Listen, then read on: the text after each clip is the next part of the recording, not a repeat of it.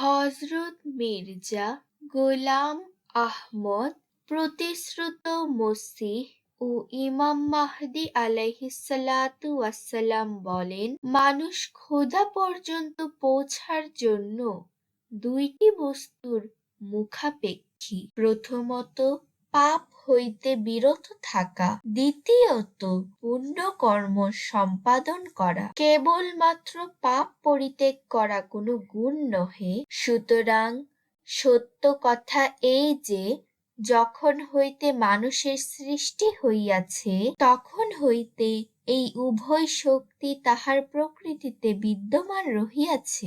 একদিকে প্রবৃত্তির আবেগ তাহাকে পাপের দিকে টানিয়া নেয় এবং অন্যদিকে খোদা প্রেমের আগুন, যাহা তাহার প্রকৃতিতে গুপ্ত আছে, তাহা ওই পাপের খড়কুটাকে এইভাবে পোড়াইয়া দেয়, যেভাবে বাহ্যিক আগুন বাহ্যিক খড়কুটাকে পোড়াইয়া দেয়। কিন্তু ওই আধ্যাত্মিক আগুনে জ্বলিয়া যাওয়া, যাহা পাপকে পোড়াইয়া দেয়, তাহা খোদার তত্ত্বজ্ঞানের উপর নির্ভরশীল। কেননা প্রত্যেক বস্তুর প্রেম ও ভালোবাসা উহার তত্ত্বজ্ঞানের সহিত সম্পৃক্ত। যে বস্তুর সৌন্দর্য ও গুণাবলী সম্পর্কে তোমার জ্ঞান নাই, সেই বস্তুর প্রতি তুমি আসক্ত হইতে পারো না। অতএব মহাসম্মানিত ও পরাক্রমশালী খোদার গুণাবলী, সৌন্দর্য ও করুণা সম্পর্কে তত্ত্বজ্ঞান তাহার প্রতি ভালোবাসা সৃষ্টি করে এবং ভালোবাসার আগুনে পাপ ভস্মীভূত হইয়া যায়। কিন্তু